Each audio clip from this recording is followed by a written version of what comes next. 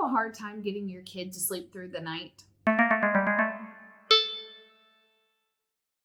Hey, and welcome back to Super Mom Knows Best.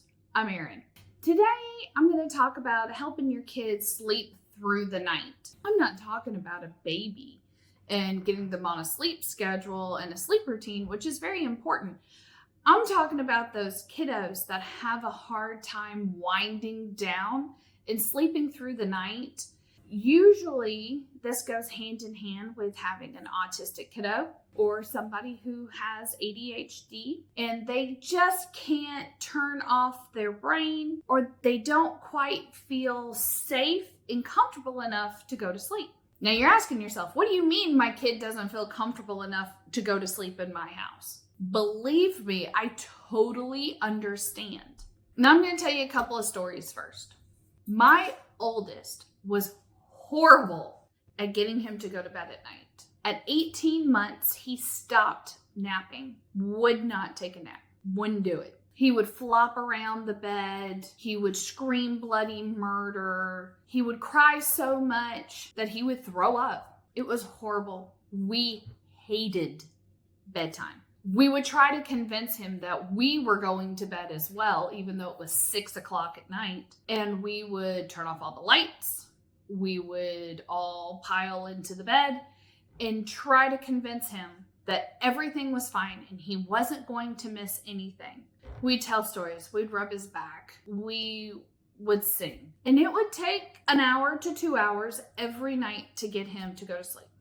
Well, why didn't you just leave him in his crib and have him self-soothe? Well, that is an excellent idea, and thanks for that comment. That doesn't typically work for this type of kiddo. We tried the laying him down, telling him good night, letting him self-soothe, coming in and checking on him 5 minutes, 10 minutes, 15 minutes. It didn't work. The kid would stand up, he'd scream, he'd cry, he'd throw up. It was terrible. And we were at wit's end, and we were doing anything and everything just to get him to go to bed.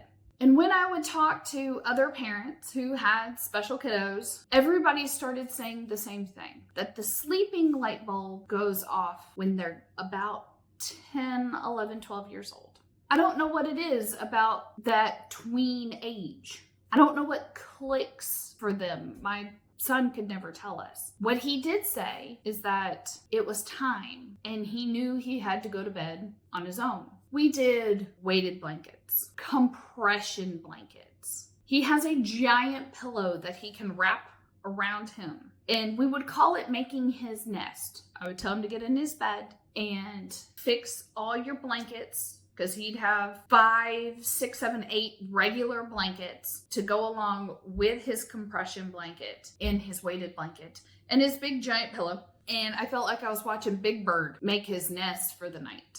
So that's what I started calling it. Okay, get in the bed, make your nest, get comfortable, feel safe. And we would read him a story until he fell asleep. And he was good. He felt safe and secure. I wish I had some miracle to tell you to help you with your kiddo if they're struggling with this. The main point of this video is just to share what tricks I used and to let you know you're not alone. When my second son came along, he was much easier to go to bed. God heard my prayers that I would have a child who fell asleep easily. I just apparently left out the part, stay asleep through the night, because that kid woke up every night. With him, he's not only autistic, but he also has ADHD and had a hard time with his mind winding down. And I found he was kind of funny. He was like a faucet. You had to turn him on and let him just spout out everything that he had to say, everything that was on his mind. You would just have to let him go through the laundry list, say it all, and he would look at you and he'd go, okay, I'm ready to go to sleep now. And then he would close his eyes and go to bed. It was wonderful compared to the exorcism we had to conduct every night for my oldest. I will take a little bit of mindless rambling for 10 to 15 minutes before deciding ready to go to bed, and he was good. The huge blessing in our lives was when we finally started using melatonin.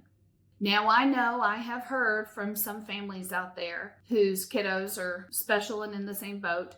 Melatonin does not always work, and they need stronger prescribed sleep aids, and that's totally fine. Go for it. My husband had the foresight to have us get a king-size bed when we bought our first house. And I was like, we don't need a bed this big. And he was like, if we're having kids, we need a bed this big. And boy, was I thankful that we had a king-size bed, because sometimes we would find ourselves with 1 or 2 extra people in it. And when they were little, it was fine. They got bigger, we ran into problems. Going to bed at night can be a challenge for these guys. For a while there, we went through a phase of where my youngest was convinced someone was going to break into the house, and he didn't feel safe. Now, we live in a safe area. There's very little problems, but we have a Ring Cam, as so many people do, and he wanted to be able to log into the Ring Cam whenever he wanted to on his iPad, so he could check the front door and make sure everything was all right. Not saying my child slept with his iPad, but before he went to bed, he could get on his iPad real quick, he could check the Ring Cam, make sure everything was safe, and he felt comfortable enough to go to bed. And if it takes a 5-second look at the Ring Cam just to make sure everything is good, then I'm okay with that. Sometimes they ask for crazy things to feel safe. Camera at the front door, 14 blankets on the bed. And some of it might sound silly to us, but if that's what they need to feel comfortable and to go to bed and to sleep through the night, I'm all for it. Don't just brush off their ideas. Pay attention to if they really love that feeling of being tucked in and feeling safe. Buy the crazy compression blankets or sacks or whatever online. Give it a try. Try melatonin. Sometimes they even take ashwagandha before they go to bed. It's to help their brain wind down and relax before they call it a day. Just because it seems silly to us, it might be a little important to them. Just keep that in mind. Thanks for listening. If you like what I have to say, please share, subscribe, and smash that like button. Help me really grow this channel and get out there. And I will see you next time.